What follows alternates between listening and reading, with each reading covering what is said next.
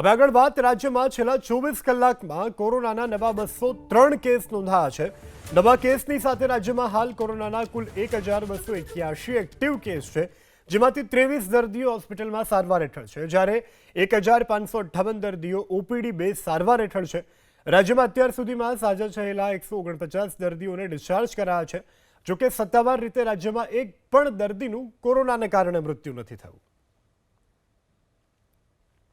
તો અમદાવાદ શહેરમાં છેલ્લા 24 કલાકમાં કોરોનાના નવા 169 કેસ નોંધાયા છે અને જેની સામે માત્ર 71 દર્દીઓ સ્વસ્થ થયા છે। હજુ પણ શહેરમાં 559 એક્ટિવ કેસ છે, તો છેલ્લા 24 કલાકમાં કોરોનાના 1260 કેસ નોંધાયા। ત્યારે આરોગ્ય મંત્રી ઋષિકેશ પટેલે લોકોને તાવ, શરદી, ખાંસી હોય તો 27 જૂનના જગન્નાથજીની રથયાત્રામાં જવાનું ટાળવું જોઈએ તેવી અપીલ કરી છે। કોરોનાની સ્થિતિ હાલ ગંભીર નથી, પરંતુ સાવચેતી રાખવી ખૂબ જરૂરી છે। ત્યારે કોરોનાના લક્ષણો હોય તો રથયાત્રામાં જવાના ટાળવાની સલાહ આપવામાં આવી છે।